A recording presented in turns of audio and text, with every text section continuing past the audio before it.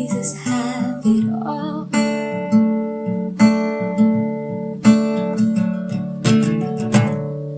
To you I bring my praise, my lips, my song, living sacrifice as one reborn.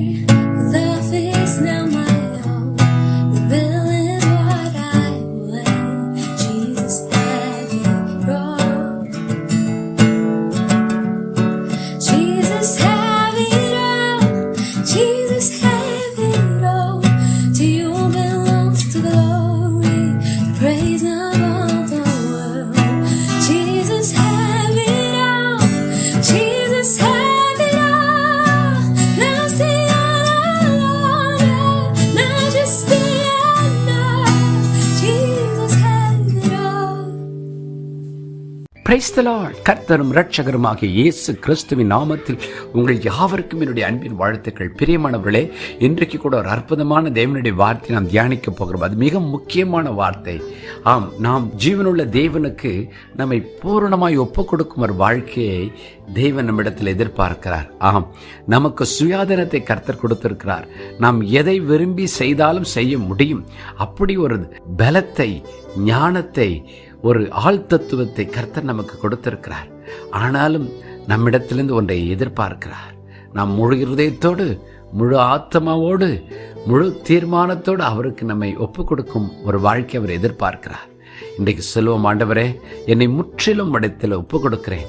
நான் என் சுயமாய் தீர்மானம் எடுக்க எனக்கு தகுதிகள் இருந்தாலும் என் வாழ்க்கையை உம்முடைய கரத்தில் கொடுக்கிறேன், என் சரீரத்தை உம்மிடத்தில் கொடுக்கிறேன் என்று சொல்லுவோம். இன்றைக்கும் கூட ரோமர் 12ஆம் அதிகாரம் 1ஆம் வசனத்தை நான் உங்களுக்கு வாசிக்கட்டும். அப்படி இருக்க சகோதரரே, நீங்கள் உங்கள் சரீரங்களை பரிசுத்தமும் தேவனுக்கு பிரியமுமான ஜீவபலியாக ஒப்புக் கொடுக்க வேண்டும் என்று தேவனுடைய இரக்கங்களை முன்னிட்டு உங்களுக்கு வேண்டிக் கொள்கிறேன். இதுவே நீங்கள் செய்யத்தக்க புத்தியுள்ள ஆராதனை. Romans 12:1 I beseech you therefore, brethren, by the mercies of God, that you may present your bodies a living sacrifice, wholly acceptable to God, which is your reasonable service. பிரியமானவர்களே, நாம் நம்முடைய சரீரத்தை ஜீவ பலியாக தேவனுக்கு ஒப்புக் கொடுக்க வேண்டுமா? பரிசுத்தமும் தேவனுக்கு பிரியமான ஜீவ பலி என்று எழுதியிருக்கிறது.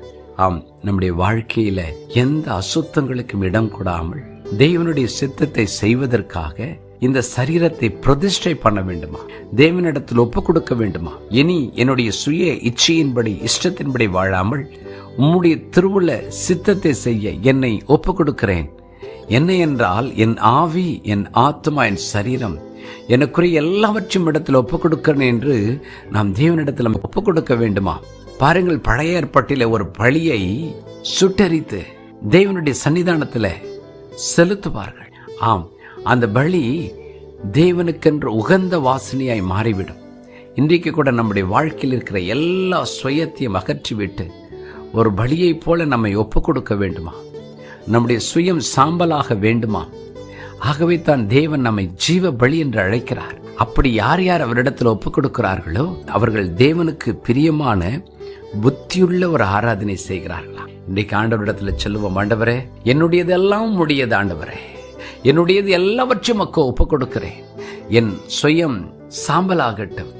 என் சிந்தனை, என் சொல், என் செயல், நீர் எனக்கு கொடுத்த சுகம், பலன், ஜீவன், இதோ என் வாழ்க்கையில கொடுத்த எல்லாவற்றையும் உடைய கரத்தில் கொடுக்கிறேன். அதை நீர் ஆசீர்வதித்து உமக்குரியதாய் மாற்றிக்கொள்ளும். என் சரீரத்தையும் ஜீவ பலியாய் கொடுக்கிறேன் என்று சொல்லி ஜெபம் பண்ணுவோமா? ஜெபம் பண்ணுவோம். பரலோக பிதாவே, என்னோடு இணைந்து ஜெபிக்கிற ஒவ்வொருடைய வாழ்க்கையிலும் பூரணமான ஒரு அர்ப்பணிப்பு, எங்களுடைய சரீரத்தை பரிசுத்தமும் தேவனுக்கு பிரியமான ஜீவ பலியாய் கொடுக்க எங்களை ஒப்புக் கொடுக்கிறோம். அநேக நேரங்களில் எங்களுக்கென்று சில பிரியங்களை வைத்திருக்கிறோமே அப்பா, எங்களுக்கென்று சில இச்சைகள், எங்களுக்கென்று சில காரியங்களை நாங்கள் வைத்திருக்கிற அந்த சூழ்நிலை மாறட்டும். எல்லாவற்றையும் நீர் ஆளுகை செய்யும், எல்லாவற்றையும் நீர் ஆண்டு கொள்ளும் என்று எங்களை உடைய கரத்தில் கொடுக்கிறோம். எங்களுடையதையும் உடைய கரத்தில் கொடுக்கிறோம்.